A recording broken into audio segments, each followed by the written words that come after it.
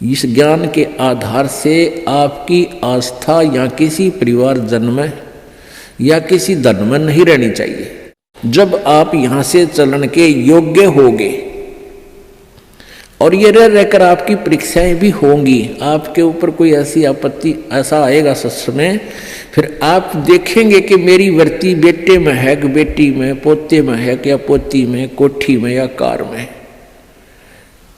आप जी ने अपने उस जाल को स्वयं काटने की चेष्टा करनी है कि तो जुल्म हो गया, मेरा तो बीच में आस्था है।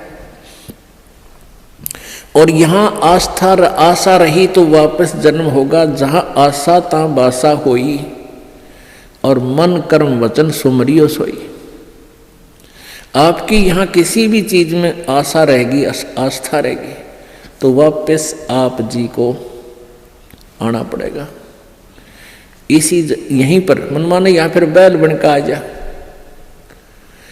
और यहाँ आशा नहीं रही तो फिर हमने आशा कब ना रहेगी, ये ज्ञान आधार बनाओगे, भक्ति घनी करोगे, दान धर्म खूब करोगे, उस भक्ति की शक्ति से भी आपके कुछ बंधन ऑटोमेटिकली कट जाएंगे। इतना दबाव बनेगा उसका, आपके मन में वो आना नहीं देगा, और परमात्मा कोई ऐसी व्यवस्था आपकी बना देगा। और जो भक्ति नहीं करते तो फिर हमने यहाँ से तो जाना ही जाना है, भक्ति कर रहे हैं तो उनके मन में ये आ जाना चाहिए कि फिर जन्म होगा तो फिर यह दुर्गति शुरू।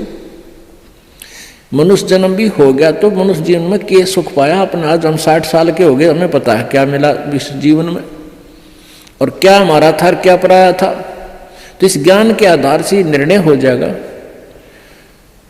कि अगर फिर जन्म हो गया, फिर वो प्रोसीजर, बेटा ना हुए तो दुखी हो गए तो महादुखी, क्योंकि फिर उनके पालन में पोषण में कोई बेका देगी मृत्यु हो जाए काल, तो फिर रोजाना करे काम तो रो रो का टक्कर मारेंगे, वह दुर्गति न्यारी।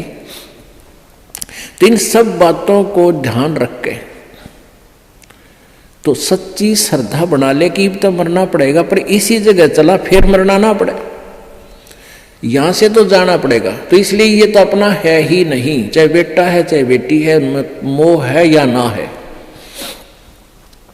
तो अपने परिवार में आप जी ने ऐसे रहना पड़ेगा जैसे एक गाड़ी, रेलगाड़ी का कंपार्टमेंट होता है और उसमें आप सफर कर रहे हो, जिसका जहां स्टेशन आ जाएगा ऑटोमेटिकली उतर जाएगा। किसी का 2 घंटे का है, किसी का 10 घंटे का सफर है, किसी का 24 घंटे का है वो। तो ऐसे ही आप जी इसको ऐसा समझ कर रहोगे जैसे रेस्टोरेंट होते हैं, होटल में जाकर डट गए तो वहाँ सारी सुविधाएं होते हुए भी आपको पता है कि ये मेरी नहीं है, उनका प्रयोग भी करना है। उनमें मेज कुर्सी पलंग टीवी वहाँ पर है, उनका पंखा कूलर एसी फ्रिज, उनका प्रयोग भी करना है, लेकिन अंडरस्टूड होता है कि मेरी को ना, ये तो धनी की है। तो ऐसे ही ये सारा रेस्टोरेंट, ये होटल, ये काल का है, और हमने किराए पर अपनी पूंजी जमा करा का यहाँ, तो ये कुछ समय का रहने का यहाँ पर मिला हुआ है, और ये व्यवस्था बता दी, इस खेती में बना रखा, ये मजदूरी कर, ये ऐसे खा ले, ये छोड़ रखा है। लेकिन ये अपनी नहीं, हम यहाँ होटल में कुछ दिनों के लिए सटे करे हुए। यदि ऐसी आस्था आपकी बन जाएगी तो फिर कोई पल्ला नहीं पकड़ेगा आपका, कोई बाधा नहीं बनेगी। अन्यथा जो भक्ति नहीं करते हैं उनकी कैसी वृत्ति होती है। अब जैसे कोई पिछले जन्म में भी कोई भक्त भक्ति करता था और वो पार ना होया, आप जी हो, परमात्मा चाहते हैं कि तुम सभी पार हो जाओ, बहुत अच्छी बात है, क्योंकि पार होने के लिए तो ये सारा खेल हो रहा है आपको पार करने के लिए। अब विद्यालय में बच्चे फेल भी होते हैं और पास भी अधिकतर ही होते हैं, और कुछ एक फेल भी हो जाते हैं, तो वो फेल हुए हुए गणे दुखी होया करें। तो ऐसे ही एक व्यक्ति किसी जन्म में कोई प्राणी, कोई आत्मा परमात्मा से विमुख हो गया, भक्ति ना करी, छोड़ गया, तो उनको फिर लेता है भगवान शरण में। एक किसान के घर जन्म हो गया उस पुण्यात्मा का,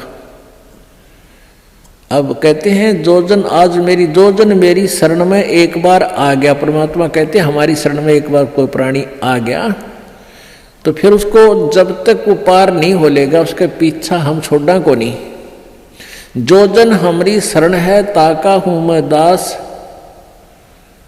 और गेल गेल ला गया फिर वो जब लग धरती आकाश। तो उसी विधान से परमात्मा उस किसान के पास गए और किसान से कहा कि भाई, किसान पहले बैठे, राम रमी हुई, क्योंकि पिछले संस्कारी जो भक्त होते हैं वो कहीं भी जन्म ले लो उनमें वो भाव श्रद्धा बनी रहती है। आओ महाराज जी बैठो जी, बड़ी आसन दे दिया, आप नीचे बैठ गया भगत की तरह। तो महाराज जी तो महाराज जी होते हैं, हमने भक्ति का ज्ञान सुनाते, परमात्मा की चर्चा शुरू कर दी।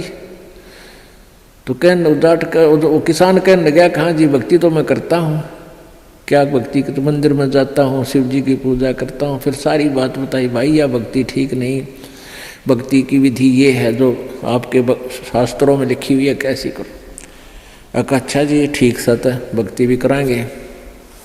भाई फिर उपदेश ले ले। अगना जी नहीं, ये तो बच्चे छोटे छोटे हैं, ये थोड़े से ठीक हो जाए, अपना काम संभालन जोगे, फिर महाराज जी तेरे आप पक्का चेला बन जाऊंगा। लाख समझाने पर भी नहीं माना, यही कहता रहा। परमात्मा चले गए। कुछ दिनों के बाद फिर गए, देखा क्या किसान के 2 लड़के थे, उन लड़कों के भी बच्चे हो रहे, उन खिलाने लग रहा खूब प्यार से, सीने से लटा रखे पोते। परमात्मा फिर गए, किसान भाई भगत जी देवता तेरे बच्चे भी समझदार हो गए हैं और खेत का काम संभाल लिया, तू आजा भक्ति कर ले, नाम ले ले। ने बोला महाराज जी देख छोटे छोटे पोते हैं, बच्चे खेत में जहाँ हैं काम कर रहे हैं, और मैं इनको बाद में संभाल रहा हूँ, अब मुझे फुर्सत नहीं है, थोड़े ही बच्चे पोते बड़े हो जाए थोड़े से, फिर मैं भक्ति करूँगा। बहुत कहने पर भी नहीं बोला ना बाबा जी दुखी ना करे मैंने, क्यों पोते घने प्यारे लग गया करे। यह काल का एक भयंकर जाल आगे और बढ़ा देता है उसके ऊपर। अब बेटे तो उल्टे बोल रहे, कोई धमका दे, कोई खुरका दे, और वो पोते बोल लग रहे प्यारे प्यारे, तो वो घने प्रिय लगते हैं।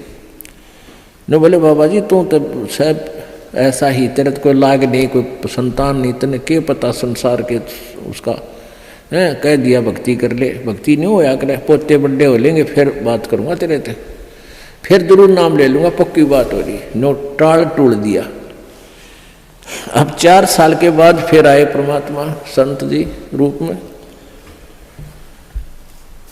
तो घर आके पूछा कि भाई तुम्हारा वो कहाँ गए तुम्हारे पिताजी दादाजी। वो पता चला कि वो तो मर गए, 4 साल हो गए, मृत्यु होगी। मालिक को तो पता था, क्या था कि खेत में उन्हें का बैल बन गया, आके बैल बन गया, बैल की चुनी प्राप्त की, और खेतों में उसका बेटा उसको हल में जोत रहा।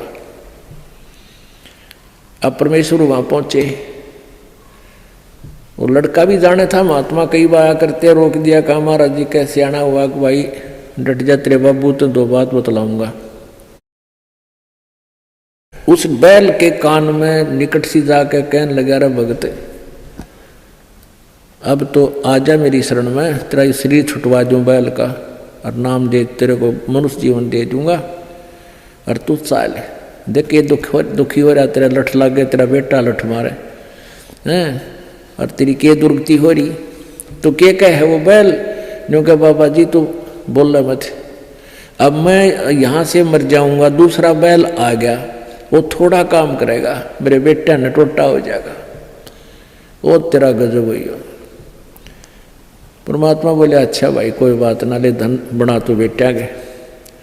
अब कुछ दिन के बाद वो बैल भी मर गया, मृत्यु के बाद वो सांप बन गया। अब सांप को एक याद होता है उसने कहीं धन गाड़ रखा, पहले जमीन में दबाया करते चोरों के डर से, धन जेवर दाब दिए, पैसे चांदी के हुआ करते सिक्के, वो लको दिए, छुपा दिए। तो सर्प बनकर वो वहीं घूम रहा है। अब वो पुत्र वधुओं ने देख लिया शोर मचाया, सांप सांप, उन बेटिया ने मारा लठ उसके, वो मोरी में गए निकल गया, पर एक दो लाठी अच्छी लगी उसके, कंडे में हो गया बीच तय। वो सहज सहज धीरे धीरे सरक कर बोझड़ों में, झाड़ उन बोझड़ा में पड़ा। जब परमात्मा गए, कहाँ सुना भगत जी अब आओगा मेरी शरण में, ने बोला जी जान बचा दो मेरी और अपनी शरण में ले लो। मैंने देख लिया कोई नहीं किसी का। परमात्मा बोले सांकड़ी तोड़वा का आया तू मेरी शरण में, आया था पर ये हड्डी तोड़वा के, पसड़ी तोड़वा के, जब आई तरह समझ में कोई नहीं किसी का। और हम रोज रोन लाग रहे कोई किसी का, कोई ना अपनी भक्ति करो। कहते हैं एक लेवा एक देवा दूतम, कोई किसी का पिता नहीं पुतम, ऋण संबंध जुड़ा एक ठाठा, अंत में सब 12 बाटा।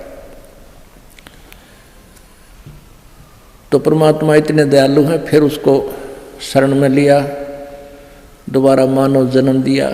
आगे देखो वो सूत में होगा कि ना, फिर वह बीमारी शुरू कर ले मन माने। तो ऐसे दयालु है परमात्मा, पुण्यात्माओं। ये मनुष्य जीवन बार बार नहीं मिलता, और ये ज्ञान नहीं मिलता।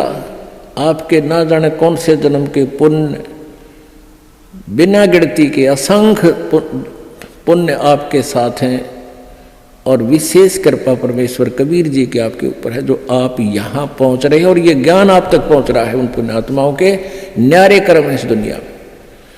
और परमात्मा कहते हैं समझा है तो सिर दर पाओ, बहुर नहीं रे ऐसा दाव। बोल सतगुरुदेव।